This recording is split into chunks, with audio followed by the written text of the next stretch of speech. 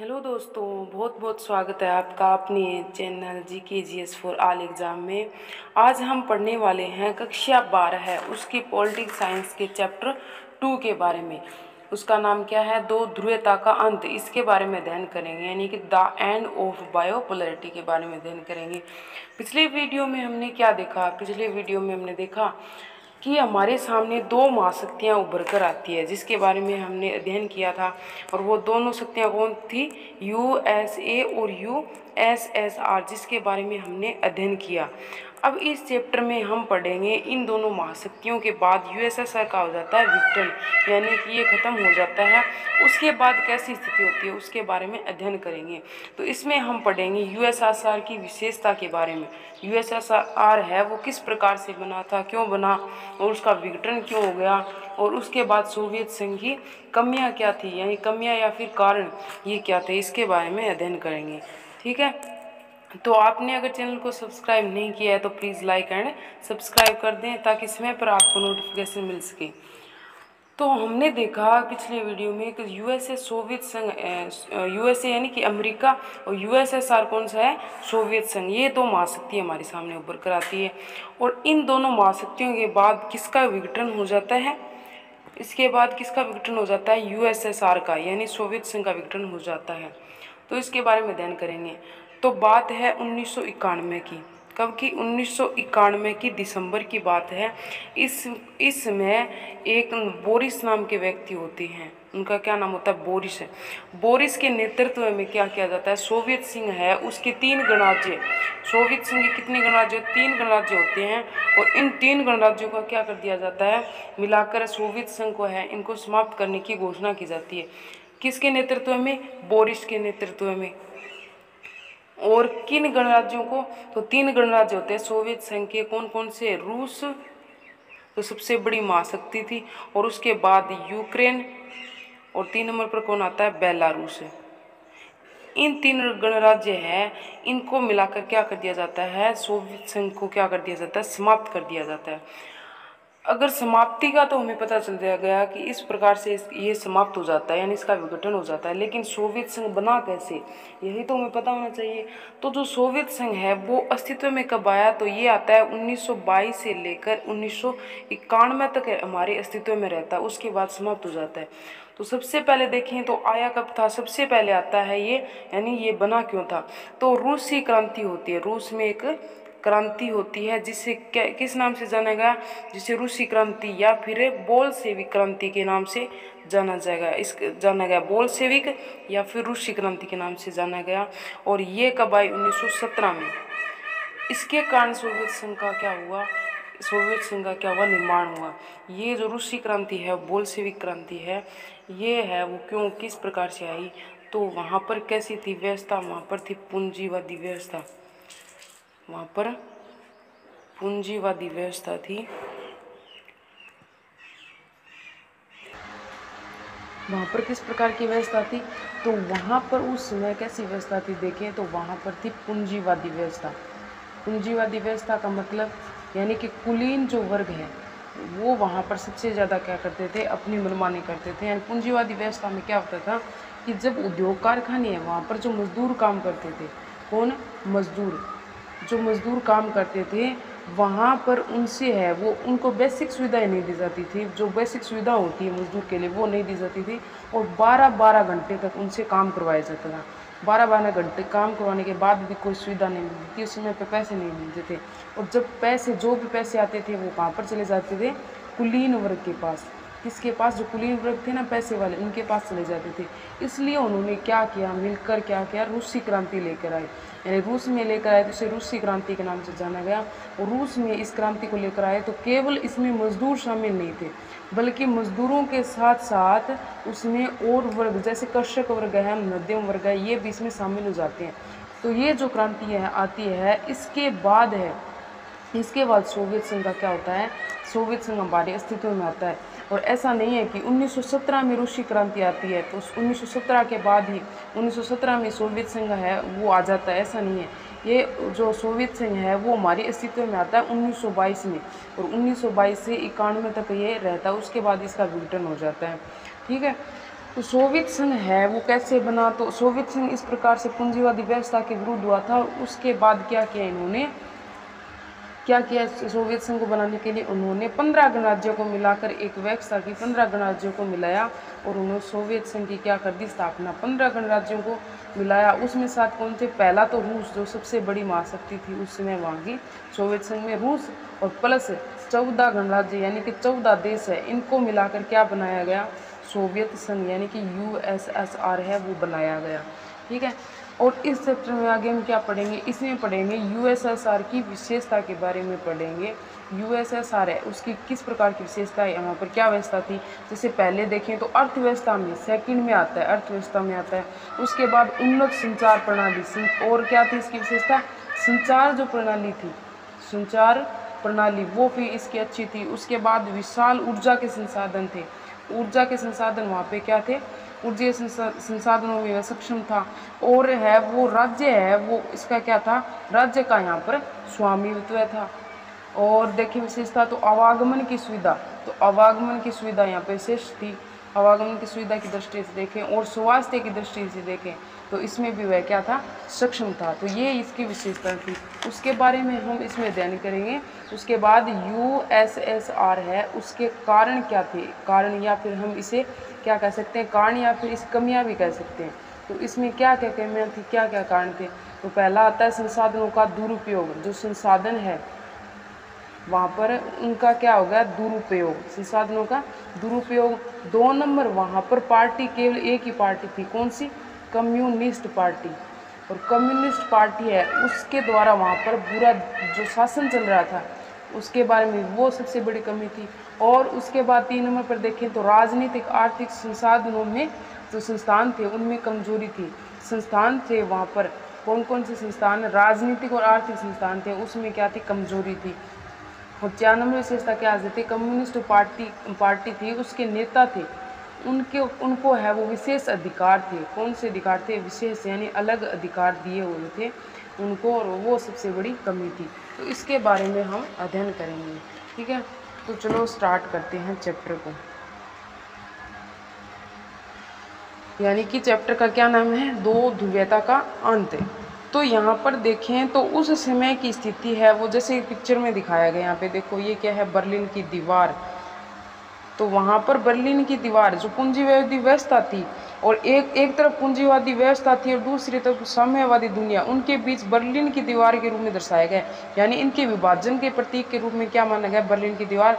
और ये जो बर्लिन की दीवार है वो पश्चिमी जो एरिया है बर्लिन का और एक पूर्वी एरिया है उसको अलग करती थी ये दीवार, और 150 किलोमीटर से भी ज़्यादा लंबी थी। और यह दीवार 28 वर्षों तक खड़ी रही थी। और आखिरकार जनता ने क्या किया, इसे नवंबर 1979 को, कब, 9 नवंबर 1979 को तोड़ दिया था। और दोनों जर्मनी के एकीकरण और साम्यवादी खेमे की समाप्ति की शुरुआत थी उसमें। और मुक्त जो आवागमन है उसको, यानी आवागमन के साधन उसको मुक्त करने के लिए, आज़ाद करने के लिए दीवार को एक हिस्से को गिरा दिया जाता है। और 1979 से पहले बनी थी ये बर्लिन की दीवार। अब स्टार्ट करते हैं सोवियत संघ प्रणाली क्या थी। यानी सोवियत संघ के बारे में हम देखा, इसकी क्या क्या विशेषताएं हैं, इसमें क्या कमी है, इसके बारे में अध्ययन करेंगे। तो इससे पहले जानते हैं कि सोवियत जो प्रणाली है उससे पहले कि उसमें नेता कौन थे उसमें। तो 1917 की देखें, 1917 की जो रूसी क्रांति होती है, हमने पढ़ा अभी रूसी क्रांति के बारे में। तो उस समय उसके नायक या क्रांति के बाद सबसे मुश्किल दौर था 1917 और 24 का। उसमें कौन साम्यवादी के मतलब नेतृत्व कौन कर रहा था, तो उसमें कौन थे, ये थे व्लादिमीर पुतिन। ये है व्लादिमीर पुतिन, इनका मुख्य योगदान था। ये 1870 से लेकर 1924 तक बोल्शेविक कम्युनिस्ट पार्टी थे उसके संस्थापक रहते हैं। ठीक है, समाजवादी सोवियत प्रणाली, ये कौन है, USSR, वो रूस में होती है और 1917 की समाजवादी क्रांति के बाद अस्तित्व में आती है। यानी 1917 में जो रूसी क्रांति होती है उसके बाद ये सोवियत प्रणाली हमारे सामने आती है। और यह क्रांति पूंजीवादी व्यवस्था के विरुद्ध थी। ये मैंने पीछे बताया कि ये पूंजीवादी व्यवस्था के विरुद्ध हुई थी और समाजवाद के आदर्शों, समतामूलक समाज की जरूरत के से प्रेरित थी। और यह मानव इतिहास में निजी संपत्ति की संस्था को समाप्त करने के लिए समाज में समानता यानी सभी को समानता का दर्जा मिले, इसके लिए यह क्रांति हुई थी। और ऐसा करने में सोवियत जो प्रणाली है उसके निर्माता थे, उन्होंने राज्य और पार्टी की संस्था को प्राथमिकता का महत्व दिया था और वहाँ पर राज्य का अस्तित्व सबसे ज़्यादा था, हमने देखा। और सोवियत जो राजनीतिक जो प्रणाली है उसकी दूरी कौन थी? कम्युनिस्ट पार्टी, यानी कि वहाँ पर एक ही पार्टी का शासन था। और कौन सी पार्टी थी? Communist party. और वहाँ पर उस समय 1870 से 1924 के समय कौन थे? यहाँ के व्लादिमीर पुतिन यहाँ के कौन थे? संस्थापक थे। और इसमें किसी अन्य राजनीतिक पार्टी विपक्ष की कोई जगह नहीं थी। और अर्थव्यवस्था और योजनाबद्ध और राज्य के नियंत्रण में थी, यानी वहाँ पर किसी प्रकार की योजना बनाई जाती थी। अर्थव्यवस्था की दृष्टि से देखें, इकोनॉमिक दृष्टि से, तो वो सब कुछ किसके नियंत्रण में थे? राज्य के नियंत्रण में। दूसरा विश्व युद्ध कब हुआ था? दूसरा विश्व युद्ध कमेंट बॉक्स पे बताएंगे आप। दूसरे विश्व युद्ध जो मैंने पहले चैप्टर में बता दिया है, दूसरे विश्व युद्ध के बाद पूर्वी यूरोप के देश सोवियत संघ के अंकुश में आ जाते हैं और सोवियत सेना है उसने इन्हें फांसीवादी ताकतों के चंगुल से मुक्त करवा दिया था। इन सभी देशों की राजनीतिक और सामाजिक व्यवस्था को सोवियत संघ की समाजवादी की जो प्रणाली है उसकी तर्ज पर डाला गया था और इन्हें समाजवादी खेमे या देश या दूसरी दुनिया से कहा जाता है। किसे? सोवियत संघ प्रणाली वाले जो देश थे वो 15 गणराज्य थे उसको कहा गया। और इस खेमे का नेता कौन बनता है? इस खेमे का नेता बनता है समाजवादी सोवियत गणराज्य, यानी जो 15 गणराज्य मिलाकर बनाया गया था। इसका मुख्य कौन होता है? समाजवादी सोवियत गणराज्य। दूसरे विश्व युद्ध के बाद सोवियत संघ महाशक्ति के रूप में उभर कर आता है। दूसरा विश्व युद्ध होता है, उसके बाद मैंने बताया कि कौन सा आता है? सोवियत संघ और यूएसएसआर अलग दो महाशक्तियाँ होती हैं।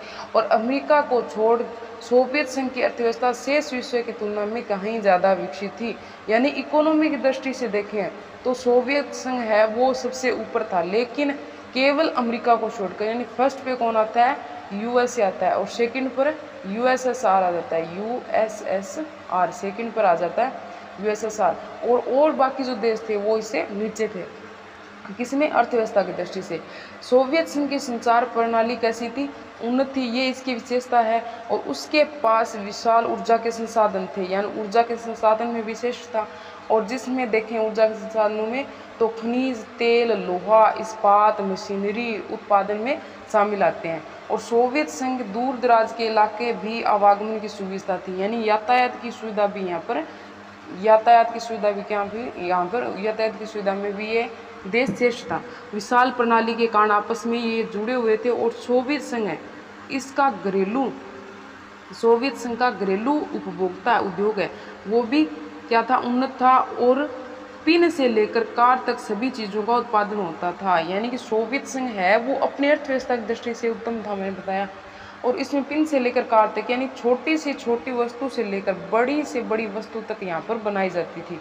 हालांकि सोवियत संघ के उपभोक्ता उद्योग में बनने वाली वस्तुएं गुणवत्ता के लिहाज से पश्चिमी देशों के स्तर की नहीं थी, लेकिन सोवियत संघ है उसके वहाँ पर उपभोक्ता उद्योग यानी उद्योगों में बनने वाली वस्तु थी उसमें इतनी गुणवत्ता नहीं थी जितनी पश्चिमी देशों से थी।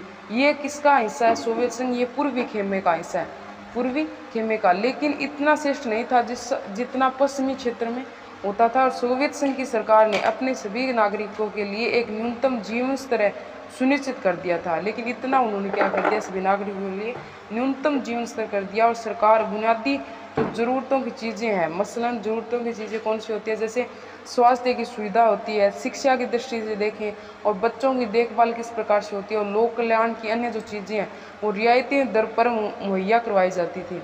बेरोजगारी वहाँ पर क्या नहीं थी। और मिल्कियत का प्रमुख रूप है वो राज्य का स्वामित्व था, लेकिन वहाँ पर राज्य का सबसे ज़्यादा स्वामित्व था। और भूमि और अन्य उत्पादक जो संपदा है उस पर स्वामित्व होने के अलावा नियंत्रण भी राज्य का ही था। बहरहाल सोवियत प्रणाली है उस पर नौकरशाही का शिकंजा कसता चला गया। यह प्रणाली सत्तावादी होती गई और नागरिकों का जीवन कठिन होता चला गया।